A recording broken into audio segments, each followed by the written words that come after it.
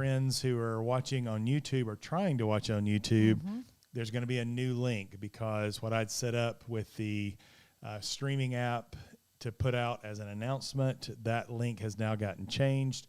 So so sorry about that. So if you're on YouTube, hopefully you're going to be able to find it. And hope everybody's doing well today. So nothing like a little technology issues. So Melody's got the audio going in the back. So is it showing up? All right. How's everybody doing? Give us a little bit of where you guys are. What are you doing, New Link? Yeah. What is that doing? You're helping out. I'm helping out. All right. Well, tell us where I know what I'm doing. where you're from.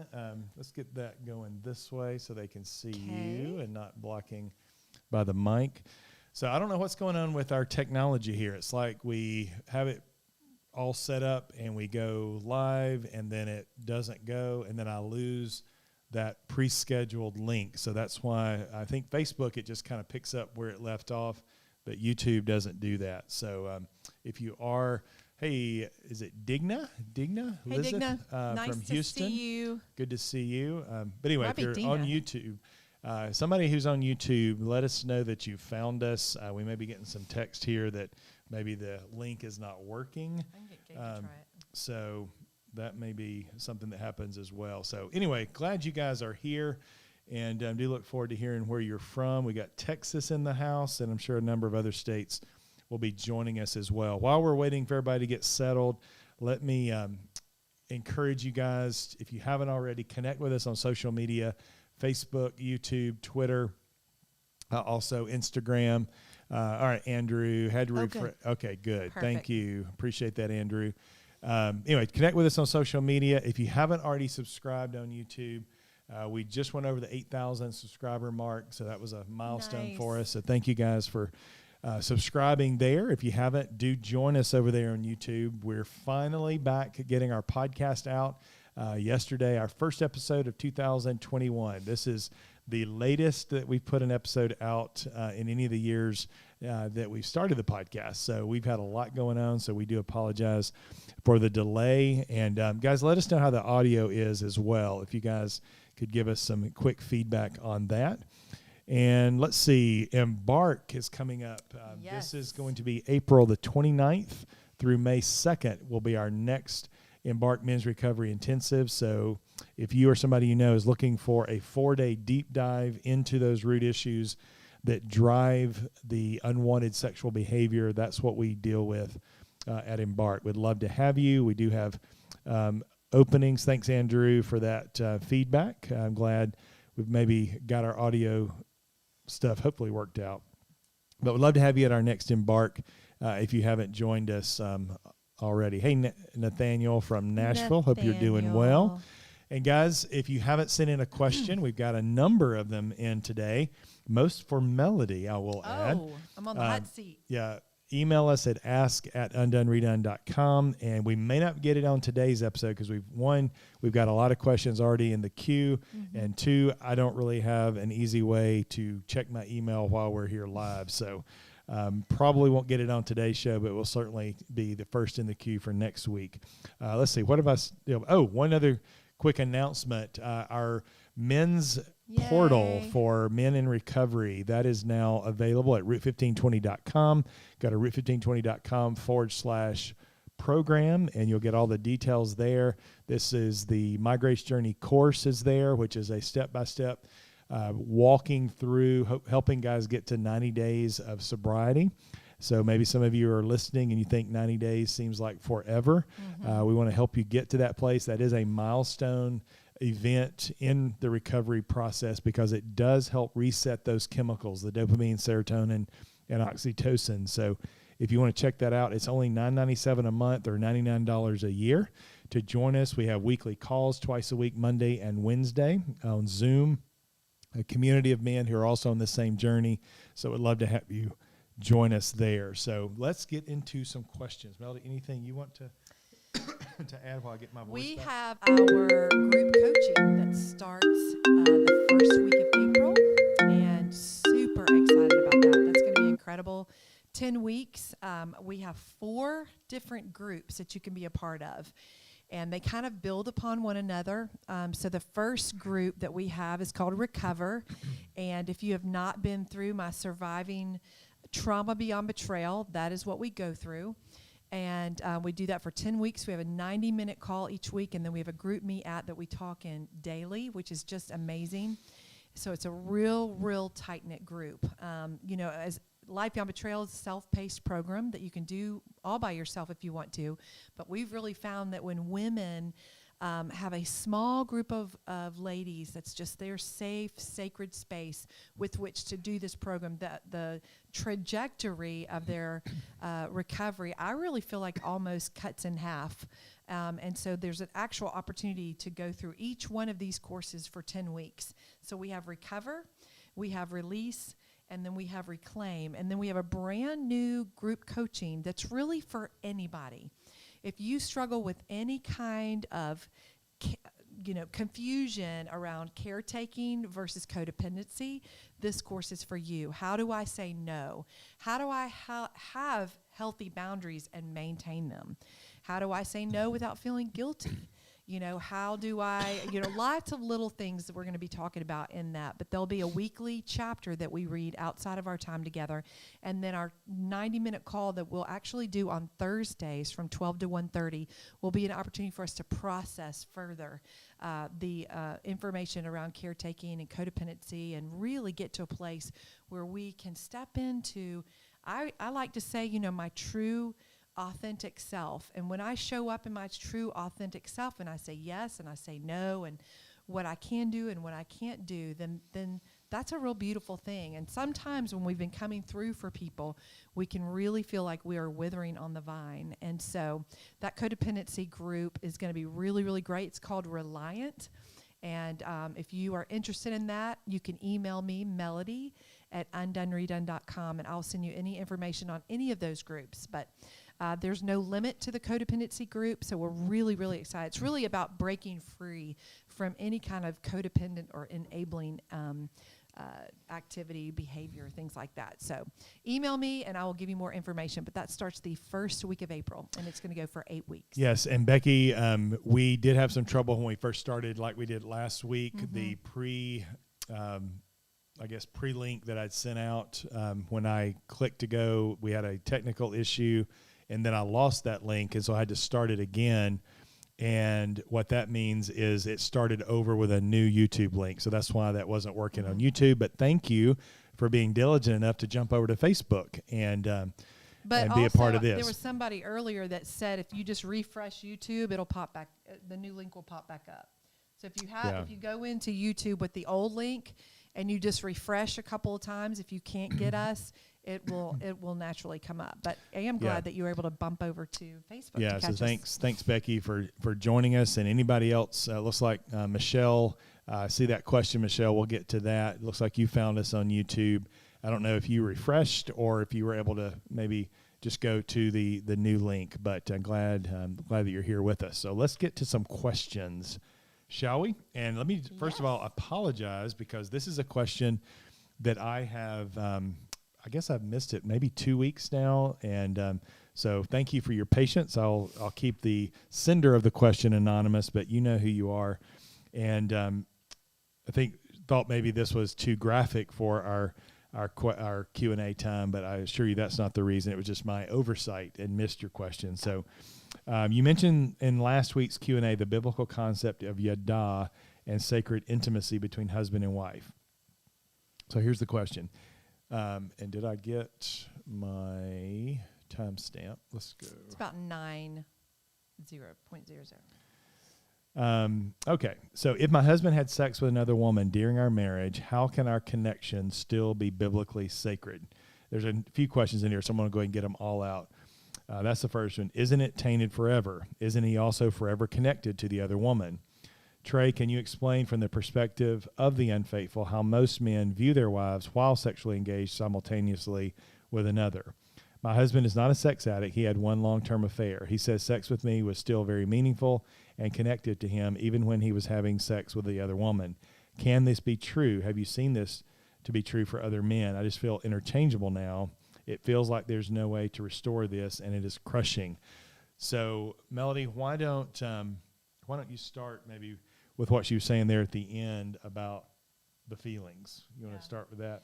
Yeah, first of all, I want to validate the fact that it does feel like, when somebody has gone outside the covenant of marriage and had sex and then comes back to you, that you can feel interchangeable. But when there is addiction present, many, many times, like drugs or even alcohol, that person at that point of the acting out is not in the same place as they are when they come back out of the addiction.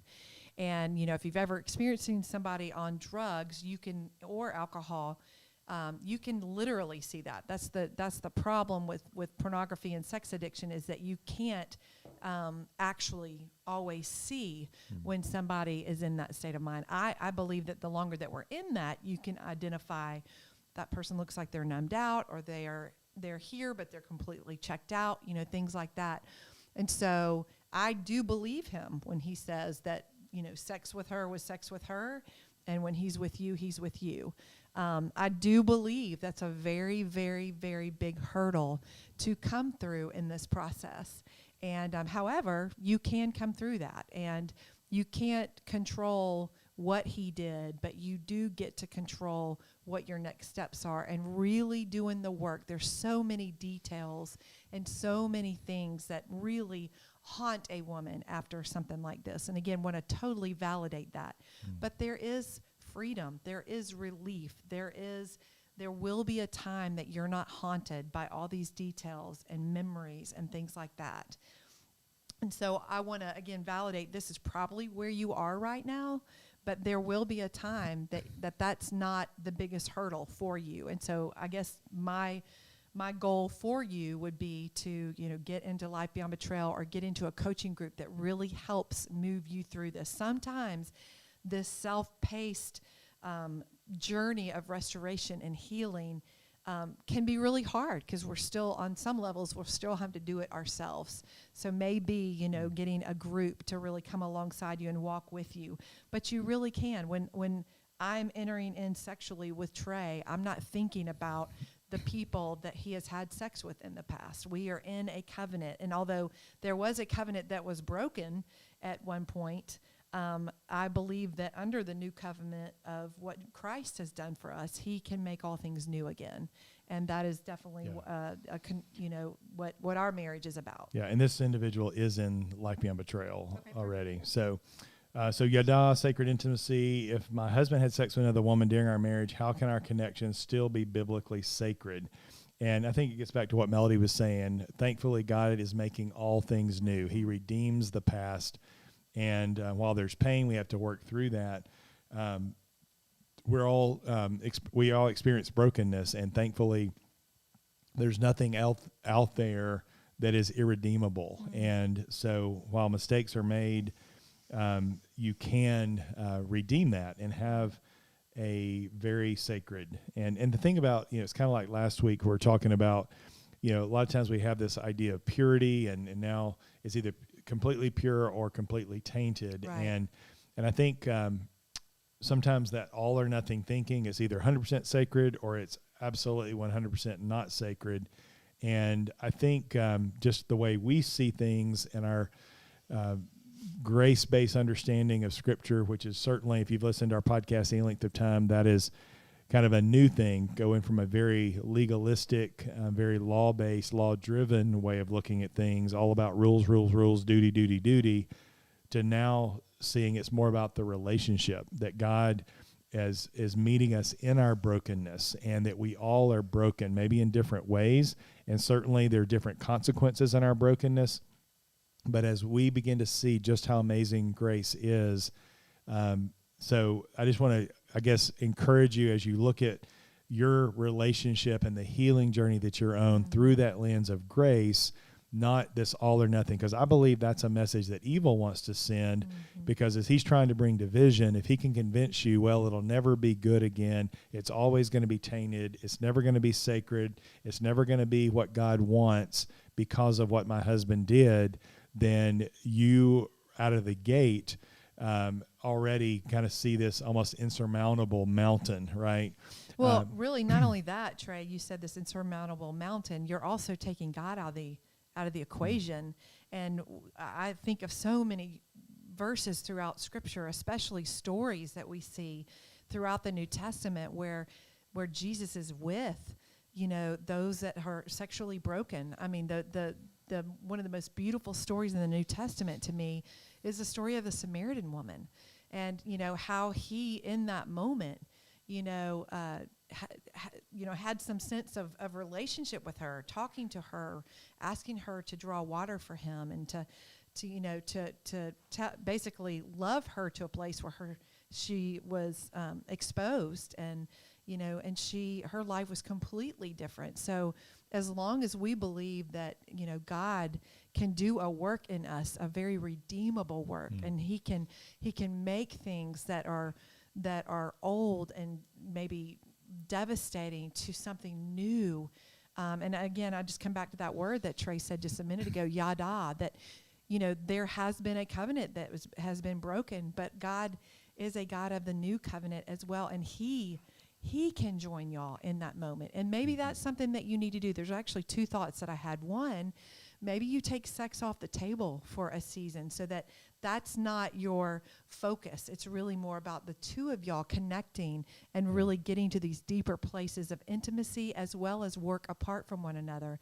And then there'll be a time where y'all come back together and experience yada, that is sexual intimacy with our Heavenly Father, with us. And I think when I look at it like that, it's already sacred. It's already an act of worship that we get to experience with the Father. And so, maybe if that is just a hurdle and you're like, no, I just can't go there. I can't step in sexually with him and not think about this other woman. Then maybe it's you loving yourself well in him to say, could we enter into a time of abstinence where we're working to connect physically and to connect spiritually, emotionally, and relationally without the physical and sexual piece. I think that's a real nice and valid ask for you, for your spouse. So question, isn't he also forever connected to the other woman? I don't believe, so I certainly do believe there is a connection when we engage in sexual behavior with another, but I do believe those soul ties and connections can be broken,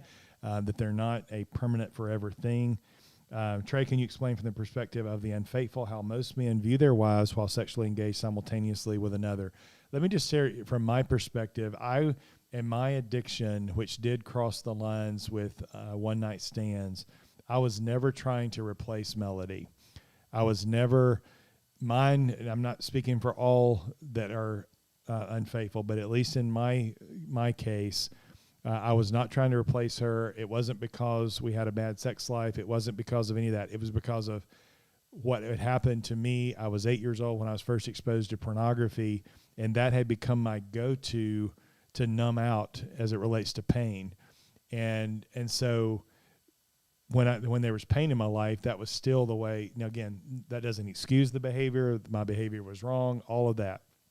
But so to compartmentalize the way I was able to do that, one, the compartmentalization is how I got away with it for so long, living a double life so that I could kind of flip a switch. And mine was kind of this virtual world, because most of mine was engaged in chat rooms, the people that are over there or virtual, right? And even when I connected with them in real life, it was still, I didn't really know who they were. They were still a part of that virtual world. And at least the way my addiction showed up. I'm certainly not saying this is everybody, but I think to the heart of your question, what your husband is trying to say, that probably that compartmentalization where he was kind of living in these silos, that there was the acting out, the affair behavior, but then there was also the life with you. And in his head, at least, those were two separate worlds. And so that he could have sex with you and be fully present with you, and it could be meaningful and all of that, even though he was still involved in something that should not have been happening in the affair that in this case it sounds like was a long-term affair. So I want to validate the confusion and all the ways that evil will use the infidelity to really cut against your heart as a woman that wants to be desired, wants to be valued, wants to be pursued. Disney has made billions, with this this heart of women that want to be desirable, and when we are unfaithful, husbands, listen to me, what we do gives such ammunition to evil to rail on our wives, to say, see, here's your proof you're not desirable, here's your proof you're not beautiful, you're not the belle of the ball, you're not worth fill in the blank. And it's simply not true. So we've got to fight those lies. And it sounds like, at the very end, it feels like there's no way to restore this, and it's crushing. And so, as Melody said, I want to say to you, I'm so sorry you're going through this, but I also want you to know you can get through this. That's right. It isn't an insurmountable mountain that you have to climb. On your own, maybe you can't, but obviously you're not on your own with this. So just keep taking it one step at a time. And again, thank you for your patience and us getting to your questions there. You got? I saw a question, so I just didn't know. Yep. All right, so let's go to the next one. That was a little lengthy, but we've missed it for a few weeks, so that. All right, question 2. So thank you again, Andrew, telling us we've got the greatest podcast of all time. Man, that's a high bar. Appreciate Thank you for that compliment. So this is for you, Melody. What would you recommend for a betrayed spouse who's still holding on to her pain and refuses to face the hurt and get help? That makes me think of Dr. Phil's favorite line. How's that working for you? There's nothing more devastating that I can think of than betrayal, and betrayal within the context of a primary relationship. However, what I tell women all the time is you cannot control what has happened to you, but you do get to decide what's next. And so, I'm going to say some real honest things to you. I think the first thing that you could possibly do is really lean in with curiosity with your wife and just say, hey, what's holding you back from really getting the help that you want? And I don't know, as you continue to lean in with curiosity, does she have some support around her? Does she feel safe? Maybe ask her, what do you need to feel safe? Because I've heard that women need to really have safe people and just a real area of safety in order to move through this. So how can I make life more safe for you? Okay. And then once we know that she's got some safety around her and some safe people, then it would really be pushing her and pointing her to get the help. I'd be happy to have a conversation with her. But if we're not careful, our pain can become really, really comfortable, and it can become a place of security and identity. And the last thing that we want is to be defined by our betrayal. We are shaped, but it does not have to be our identity. And so, at some point, I know Trey and I have worked with couples where, sometimes we encourage a therapeutic healing separation for the wife to feel safe and for both parties to do the work.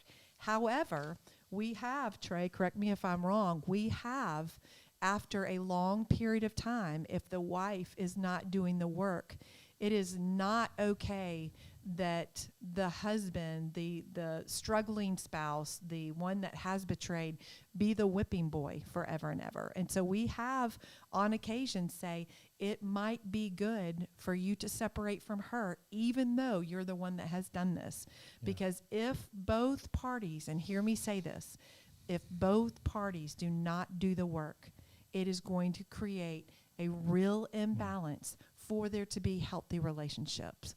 And I was on the phone with a lady today who is really struggling moving beyond this. She is just stuck in her pain. And although it seems daunting and dark and like I will never get through this dark chapter, I can assure you, myself as well as hundreds of other ladies have come through this and actually experienced life and thriving again. So you can do this. Lean in if you have not had an opportunity to really come to her with curiosity. Continue to own and repent. I'm so sorry that I caused this. Maybe slip her my number. I'll be happy to have a conversation with her. But at some point, if she continues to make this her security blanket, it may be that there needs to be a time of separation. So. Yeah, and this question is kind of similar to that. Let me get a time stamp on this. 2505. So this one is almost 3 years from D-Day. My question is, when will I know that our marriage is healed and I'll stop thinking about it? And she told us here how she got in touch with you through Affair Recovery. A great friend, shout out to affairrecovery.com. Melody was their keynote that last year during COVID and the virtual conference that they did. She says, my husband is a changed man. He has never blamed me for anything. I just feel stuck. I've heard that healing takes 18 months to 2 years. Then I heard 3 to 5 years. So I'm trying to figure out, when will I stop thinking about it and know our marriage is healed? It's kind of the same. Yeah, kind of the same thing. But I guess I would almost like clarity. And the person that emailed us this, if they'll maybe even email back and clarify, because there's two thoughts that I have. There is remembering what has happened, which to me, remembering is a beautiful thing. It's remembering what has happened, remembering where God has brought me out of, so that I can refer back to something to remember what I've been through, how I've grown, the goodness of God through this, as well as when I steward my story, I get to breathe hope into the life of another woman. And so that's what this is part about. Trey, maybe clarify a little bit more. So if you're thinking as referring back to it that you've not healed, I would just say that that may not necessarily be the truth. Now, I would say if the pain continues to kind of keeps you circling back around, then what I tell women, it's almost like through the grief part. We go through these stages of grief. We've got shock, we've got denial, anger, bargaining before we get to a place of acceptance. And when women have gone through these cycles, these stages of grief, and they go back to anger, all of a sudden I get this question, well, maybe I've not dealt with my grief because I'm angry again. And I'm like, no, that's really just the Holy Spirit tapping you on the shoulder saying, hey, we might have a few more things to look at. So maybe you want to unpack, what is it about the remembering of your story that maybe has you held up? Because if it's just referring back to it, I don't see that as a real difficult or bad thing. But if you feel like it's kind of continuing to jerk you under, which I totally can validate that, then it maybe I've got a little bit more work to do. And you definitely can contact me with one of these coaching groups because, again, it really kind of forces a woman to move through this process. Yeah, and I think we've kind of answered this on some past episodes as well. What is the expectation of what is healing supposed to be like? And a lot of times a common thing when we're working with a couple in our couples intensives, one of the things that we want to debunk is this myth that when I heal and I move past this, it'll never impact me. I'll never be triggered.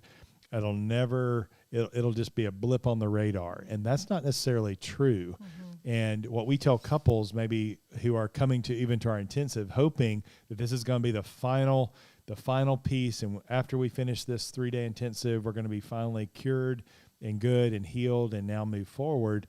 And really, here's the way we couch it, is it's basically the healing journey is you're getting tools and you're responding in more healthy ways to what's going on. It's not that we'll never get triggered. I mean, we had a trigger this week in our relationship that, I think, Melody, you would say brought up even some, maybe surprisingly even some things that Melody thought she had already worked through. Yeah, and it wasn't even related to our betrayal story. It was related to something else. But yeah, I found myself absolutely shocked I was like, whoa, that kind of came out of left field. And what evil can do is berate us. He's the accuser, right? And the accuser will say things like, see, none of that recovery stuff you've been doing is working because look at where you still are. Look at what you're still feeling. That's still triggering you. You're still thinking about it. When you go to that part of town, that's still kind of got that little twinge in your stomach, or, you were just minding your own business and all of a sudden that thought came in your head. The accuser wants to keep us believing that we're not making any progress. Mm-hmm. And what we want to say is progress and healing is not that we never think about it. It's not that it's never painful. It's not that it's not sad at times because we're going back and maybe having to grieve even more parts of our story. It's that we now have the tools to deal with those triggers in healthy ways and not the unhealthy ways that maybe you used to. So I just want to challenge, and you didn't spell this out, so I'm not assuming that this is behind your question, but I just want to make sure that maybe we need to, what does healing look like, or what do I expect healing to look like? And because it sounds like where you are 3 years down the road, you expected it to be and look and feel something different. And maybe that's because there's still work to be done, but maybe that's because we need to reframe what healing really looks like. Yeah, and one other thing I just want to add, this is really kind of what Trey has for his program as well as what I have for my program. Trey has, Route 1520 for men who are struggling with pornography, sexual brokenness. But then after they've kind of been through this recovery piece and kind of through the process of recovery, then he's moving guys into this bigger, better story, because we talk about, put off the old and put on the new. And, this whole Braveheart thing that he has that I'm sure he'll tell you about. Y'all have already heard about it, but you'll hear more and more about it. It's now stepping into this new, bigger story. So it's not just about pornography and sex addiction anymore, because if that is all that it is, I get how we can circle back around and that's all that there is. Kind of the same for what I do with the women, that we walk through the surviving trauma course, then we go through the grieving course, and then we move into reclaiming you, which is all about identity. We end with a vision statement and a retreat where we actually get to see each other's vision statements. And so it's now I'm stepping into my vision and my mission, and that's kind of the beauty of this process. So one of the kind of litmus tests that I'll have for women, maybe when they have gone through these, I'll say, go back through these. And because where you were the first time that you went through this course and where you are now is a different place, but there could be a lesson or two that you're like, I totally missed that the last time, and this one's kicking my butt right now. Yeah, hearing it from new perspective. Yeah, maybe. Hearing it from a new perspective. So instead of maybe shaming yourself or blaming yourself or, gosh, I should be further along, it's maybe you go through these courses and you say, no, I definitely don't struggle with details anymore or triggers or shame, but maybe I need to revisit this grief, or maybe I need to step more and more into identity and really understand my family systems and those types of things. So that could be good. Maybe this is a time to reevaluate where you might need to look back so that you can move forward. Yeah, we got to quit shoulding on ourselves. That's a key part of recovery, the shoulda, woulda, couldas. All right, so I think we got that one. So next question, how in the world do you start back to a physical relationship even after a 90-day fast with a recovering addict? Is there some slow reintroduction, or everybody just wings it on their own, or what? So, Melody, why don't you? I guess slow is always going to be good. It's kind of like if y'all feel awkward or maybe insecure, maybe even feeling like this is our first time again. Part of recovery is stepping into the uncomfortable. And I would just say, let's take it slow. Let's play some music, maybe light some candles so that you can, maybe create a mood a little bit. But just also, I would say that Trey and I were really good about this, stepping back into remarriage with one another, is if there's a trigger, if something happens, if one of us got really emotional and cried, we would just stop. So again, if you're trying to create this seamless, perfect sexual encounter with one another, then I definitely could see how a lot of hiccups would happen. Yeah. But if you just, maybe you even start off with prayer. I know there was a couple times that we did that. There were a couple times that I got really teary at the beginning, and Trey would just stop and say, do you want me to pray? And that is that whole vulnerability and authenticity where we really, Trey always says intimacy is into me see, where we're really stepping in and being seen. And it's super scary. If this is a woman asking this question, which I believe it is, I totally want to validate. It is so scary. And there might be an image that pops up that you saw, or there might be a woman that you know about that your spouse was with that pops back up.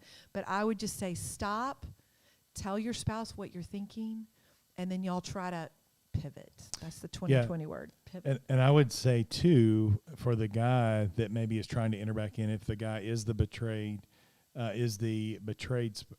the offending spouse. Let me say it that way. Then making sure that you've done some of the deeper work on the shame piece, because trying to enter back in, that's obviously a milestone. You've had 90 days and now you're entering back in. That's a win. And then if she does get triggered or she has to stop, that shame narrative that we can feel and the accuser again, see, she's never going to get over this. See, it's never going to be back to normal. It's never.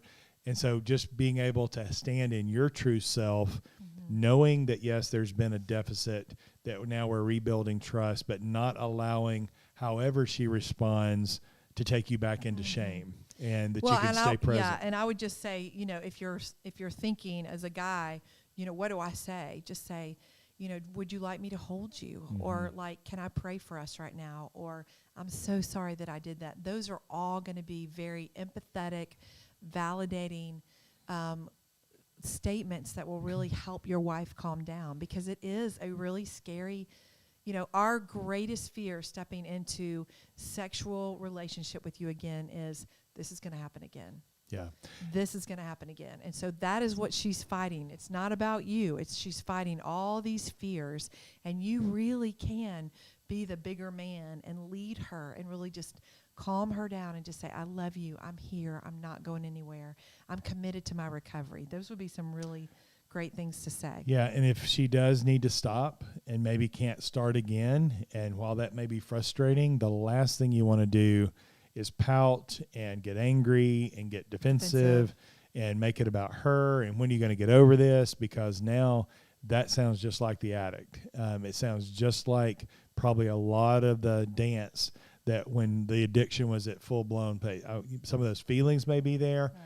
But hopefully in the work of recovery you're doing that work on the shame piece, you're going to allow her to be where she is and not demand that she be somewhere else, because she doesn't know what she's going to feel. The fact is she's courageously stepping back into this place with you, and that's a gift. It may not go perfectly, so allowing one another to be where you are, to feel what you're feeling in the moment, is vitally important. All right, let's go to the comments here. We got a few questions coming in here before we go back to what was already sent in. So let's see here. That one. Yep. So this is it's hard to get a timestamp on these. So the question is it okay to tell a divorce lawyer about history of abuse in our marriage? I want to cover my husband and not shame him. So this sounds like they're going toward divorce. So a divorce lawyer is there. And is it okay? I think if you're at divorce, you have to, you have to tell the truth. Yeah. I definitely see that there's a desire, even in going through the divorce, that you want to cover your husband and not shame him. But at the same time... Yeah, first of all, if you've been in an abusive relationship in your marriage, then there's already a lot of, I'm allowed to do this, can I do this? I don't want to, all this dancing, this walking on eggshells. Well, the truth is the truth. And so it's not your job to cover your husband by telling the truth to the divorce lawyer who's going to help you through this process so that you don't have to live in abuse anymore. And so, I would really try to lose any of this is about protecting your husband or covering your husband or not wanting to shame him. You're simply going to a lawyer and you're telling the truth of your story, and it's your story. So I would just encourage you to be honest. And, we're not shaming somebody when we're telling the truth. So I would just encourage you. And I always tell women when they go see a divorce attorney, take a safe friend with you, because you're going to need another pair of ears. Yeah. So this is not really a question, but we'll kind of make it a question. And I think I know what they're piggybacking the last one, right? Yeah. Now that our daughter is prepared for divorce, her husband is wanting to do the work. She's so conflicted. That's not uncommon. And I would just, Mel, you can chime in on this. Yeah, she's conflicted because she's been in abuse. Yeah, and I think also it's not the same. This is not the same person asking that. So yep, you are correct. So it's a different one. Maybe related, but so very normal to be conflicted, and also very normal for a guy when he feels like the end is near to all of a sudden get his act together. or at least appear to have his act together. Sometimes it's too little, too late. Sometimes it's genuine. Sometimes it's just more, doing the performance just to get a desired result. And so I think my thing would just be, I don't know that in any circumstance there would be a situation where you have to be in a hurry, that you can observe the behavior while you're working on your own recovery and healing from, whatever has led to the need or desire to get a divorce. Continue to heal if there's been betrayal trauma. As you're healing, as you're doing your own individual work, you can be observing, because time will tell if this is just a short-lived, he's going to do whatever it takes just to save the marriage, or is he really wanting to do the work for himself? And that's what I think you need to be looking at. Check the boxes off when you know that somebody's going to go see the attorney, but hopefully there's a separation in place in this process if somebody is preparing for divorce, so there's already a space opportunity. And it's not, hopefully he's not in a place of manipulation. But, we say that trust is built over time. And although it can take a little while to get a divorce, that it's really important that, I guess my question to him would be, why are you choosing to do the work now? Why is it and actually I just see before? how this is worded. Her husband is wanting to do the work. Yeah, she's so conflicted. It's one thing to validate he wants to do it. He's probably wanted to do it for a long time, but now as she's healing, again, taking that time to observe, is he going to do it? Yeah. There's one thing about wanting it, but will he do that? Thank you, Jay. Good to see you there. I guess the only other thing I would say about that is as you continue to work the process toward divorce, what we have found is if somebody's manipulating, they're going to show kindness, and then they will eventually end up probably defending, deflecting, and then getting angry, and then making it even about you, groveling, being the victim. So there is this long trajectory if he's not in a good place. But the proof is always in the pudding, and the way that we rebuild trust and really work toward reconciliation is action over time, and it usually takes a long, long time. So there's even hope after divorce, right, honey? With our story. Yes, and we've had some other people in our ministry also experience that as well. So I was saying hey to Jay when you continue. Jay, Strategic Fathering.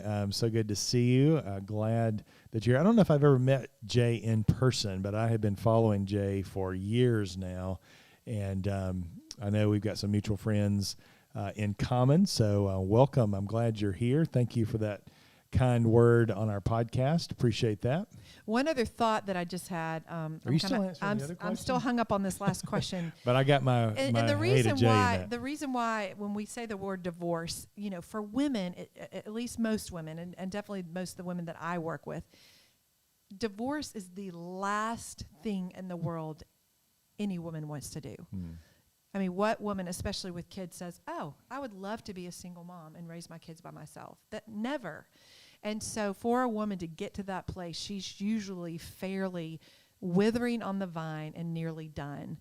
And she's grappling with that, well, God hates divorce, although we know that God hates toxic relationships and abuse and all those things as well. So there was a thought that just came. Oh, Gary Thomas, we did a podcast with him. We did 2 podcasts with him. It's bad when you have a squirrel in the middle of a thought. Have you taken your medicine today? No, I haven't. But anyway, Gary Thomas's When to Walk Away is a powerful podcast that we did. And he is the marriage guru, but it's also his book. And there is something valuable about reading a book like that when he wrote it to say, where am I in this track? And that will really be a litmus test for you. All right. No more. All right. So we got one more question, and then I think a question. No, actually just a statement, but we'll make it a question and kind of speak to that. So what advice can you give for myself who started dating a divorced woman with kids and a long-distance relationship across international boundaries, which I will be going to meet in person for the first time in the spring since we started talking, video calls, devotions, theological talks since October. Forgot to get my timestamp. Let's see. So what advice? Well, first of all, this is not our expertise. So we haven't had any experience in anything that you're talking about. We did not date long distance, certainly not across international boundaries. I guess, I mean, so I just want to put that caveat, this is not our story. And so this is just, some things we'll throw out there to be, I think it would be the advice really for any relationship that you're doing the diligence to get to know them. The thing about long distance, you're just now meeting, and you're not saying that you're about to get married or anything, but I would say make sure you've got a period of time where the relationship that I believe it's important to at least have a period of time in the same city. I agree. Before all of a sudden you are married to this person. Now you are just starting to date, so you're not talking about marriage, I know, but I just think, because long distance, we don't really get to observe how the other person handles the stressors of life, right? If we have a long distance relationship, even if it's not international, even if it's just maybe across state lines, it's just on the weekends or every other weekend, or they pop in here and there, we can all put our best foot forward for short amounts of time. And also, when we know we're going to be meeting this person and we want to spend time with them, we want it to be great, a lot of the yuck in our life, we can easily compartmentalize maybe. That's right. And I'm going to just put that off because I want to enjoy my weekend. I'm not going to think about that. I want to enjoy my weekend. And maybe both parties are doing that. And that's good. You want to enjoy the time together because maybe it's limited because you're in separate cities, and the time together is limited, and you don't want to spend it on yucky stuff. But life is about yucky stuff. Life is messy, bring your boots, like our tagline in our podcast and the sign behind us. And so I think having a period of time where it's not this fly in, fly out, and just kind of this romance novel, Harlequin romance, maybe that's not a good example, maybe Hallmark Channel, kind of everything is always perfect. And then and we've had people like this where they get married and then all of a sudden, it's like, wait, I wish I'd gotten to know this person before we got married. And so that would be, just take it slow. It sounds like things are going well. Obviously things have been going well enough that you're wanting to meet, and just, whatever the expectations, I would also say, it may not be the same in real life, and just be prepared for that expectation to be a little different, because if you go in this is going to be just way up here at a 10 and you come in somewhere at a 6, when you're first meeting somebody, starting at a 6 is not a bad thing. But if you feel like because of all the other stuff that you've been doing long distance, maybe what the technology has allowed you to do, that's all great, but it may be easy to set an unrealistic expectation, and I would just be saying, what is this person really like? Not what I see on screen, but what are they really like? How do they deal with stress? How do they process pain? Do they avoid pain? Do they stuff pain? What are they medicating with, if anything? So that would be, again, not our expertise, but just some things, just general relationship stuff that I would throw in there. Anything, Mel, you want to add? No, I like how you said at some point you need to be in the same city, and then two, I don't know if you've done this or not. So I don't want to assume. But I would want to know why she was divorced. I'd also want to know what kind of work she's done to work through the divorce. Because if we're taking shrapnel from the past relationship, marriage, into the new one, that would be something, how did your kids fare through this? What would be, some difficulties? Do they co-parent together? What does that relationship look like? Lots of figures. Does she co-parent with her ex? Yeah, right. Does she co-parent with her ex? Well, she can't co-parent with him because I don't think she has kids with No, him. you said with her kids. Oh, gotcha. She can't co-parent with her kids either. No. So yeah, but those would be some things that I would want to really ask her, and those are hard questions to have. But I wouldn't some recommend questions maybe like the that first you want to time. have eyeball to eyeball. Yeah, you don't want to do that over FaceTime. Yeah, and of course you have gotten to know her over some of the technology, but yeah, you've got to make sure there's a relational context for some of those deeper questions, and that just takes time to build rapport. You go to the deeper levels. It would be great if we could get to level 40 on the first date because it would save us all a lot of time, right? Because it sucks to get to the level 40 and then find a deal breaker. But I don't know that any other way around that. You have to invest to get to those deeper levels. And then the lie becomes, well, maybe I'll always have that as a deal breaker. So anyway, I realized that I've got a podcast coming up. So we're going to wrap this up today. We've got one more. So Emilios, thanks for the kind words about the podcast. And I just want to, it's not really a question, but I'll address what you're saying here at 49:48. So thank you for your shows. I was standing for 4 years and frankly just can't take it or her anymore. She is awful no matter how much kindness I showed. Another lady's in my life now. I feel fear of God, but just couldn't take the loneliness anymore. Struggling in my faith now. So we've done a whole podcast. I know there's a whole movement out there, the whole standing for the prodigal spouse, and that it's basically that no matter what's happened, and we, there's some nuances of that. So I'm going to be real quick with an answer. I don't believe if you're the offended spouse that you're supposed to just sit around and wait for a prodigal spouse to return. I agree. I certainly believe, individual healing, and a lot can happen while individual healing is taking place. Mm-hmm. So I just want to, again, I don't know all the details. So I'll just stop at that with what you're saying. The only red flag that I had in what you said was that you can't stand the loneliness anymore, and you've got another lady in your life. I don't know that choosing a relationship because you're lonely is a good choice.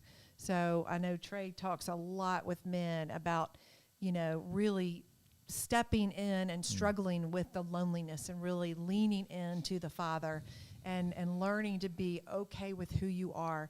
Because the more that you grow in the struggle of the loneliness and you gain strength from that, that is a strength you're going to take to the relationship. If I'm going to a relationship because I'm single and I'm lonely, then I'm now going to be looking for somebody else to rescue me from my loneliness. And I just don't know that that's starting out the relationship on the right foot. Yeah, and someone else here, and I'm sorry, we're about out of time. We're going to have to Trey's wrap got up a here. podcast in about 5 minutes. But so I'm divorced. It's been a year, but I randomly grieve still. I feel I won't be the same anymore until I meet someone new that's better. Grief is maybe rebel and turn from God sometimes. Kind of the same thing that Melody is talking about, is just making sure that we're not looking to someone else to make us feel a certain way. Right. Because if we're starting a relationship, and these last 3 comments have all kind of been around this idea that I'm lonely, I need somebody else to make me feel a certain way. Well, and the grief work is really, really good. Grief work helps us get to a place where we accept the reality of our story. Doesn't mean we were never sad again, but we really do have to do the grief work before we step into a relationship with somebody else, and not to be undone over the fact that we are grieving because we loved somebody. Yeah, and I think, here's someone else, Ashley, saying that she's been standing for her marriage for 6 years, no longer able to do it, feel so alone. I've never felt like anyone else will do but Jesus. And I think that's the work, is that we get to where we don't need a relationship, we want a relationship, but at the same time, the whole standing thing, because that's a difficult thing. I just, especially if you were the offended spouse, I just personally don't believe, I know there's people who disagree with this, and would say that people just need to stand, forever.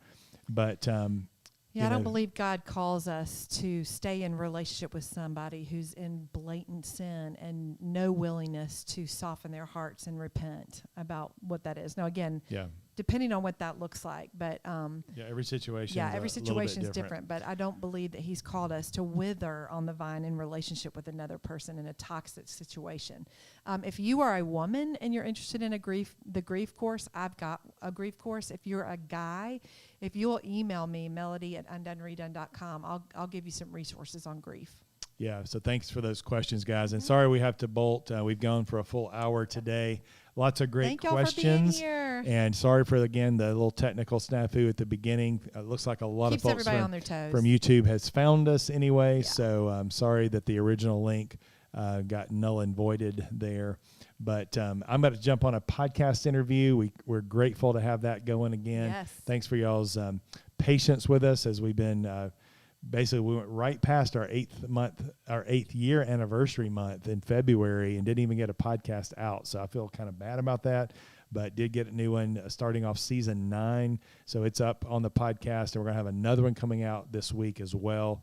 So you'll get a 2 for this week to make up for some of the lost time. But love you guys. Thanks for tuning in, and we'll see you hopefully next week. Talk to you soon.